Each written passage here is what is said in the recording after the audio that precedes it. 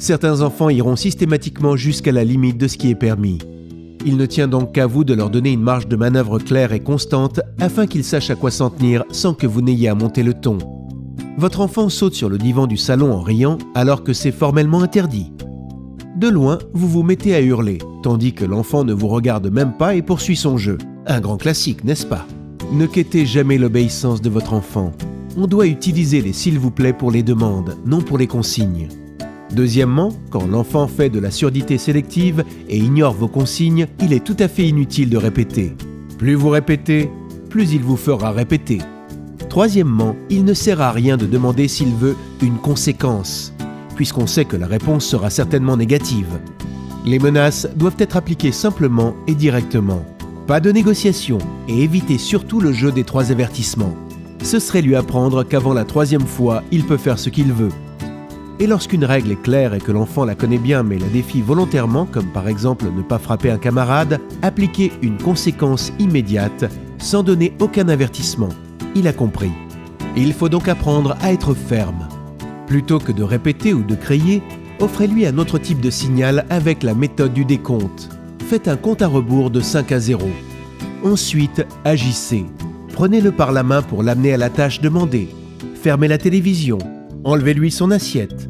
Bref, appliquez une conséquence logique. Il apprendra vite que lorsque vous commencez le décompte, vous êtes sérieux.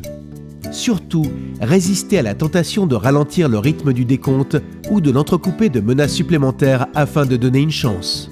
Soyons honnêtes, vous tentez ainsi d'éviter de devoir appliquer la conséquence et donc d'affronter la colère de l'enfant. Si vous avez du mal à sévir, vous pouvez utiliser la méthode des crochets. Vous inscrivez alors sur une feuille affichée à la vue de tous les noms de chacun des enfants. Chaque fois que vous devez répéter une consigne, vous inscrivez un crochet sous son nom. Après 5 crochets, l'enfant doit se coucher 30 minutes plus tôt. Après 10 crochets, 1 heure plus tôt. C'est une fois que la tempête est passée que vous pourrez vraiment participer à l'amélioration de son comportement. Le lendemain ou plus tard dans la journée, nous vous conseillons de faire le point avec lui. Il faut lui redire ce qui était attendu de lui et expliquer en quoi son comportement n'était pas adéquat. Donnez du sens aux règles. Mais ne vous leurrez pas, ça fonctionne rarement la première fois.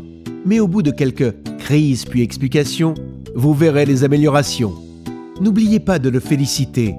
Évitez le « tu vois, ce n'était pas si compliqué », mais faites un vrai compliment.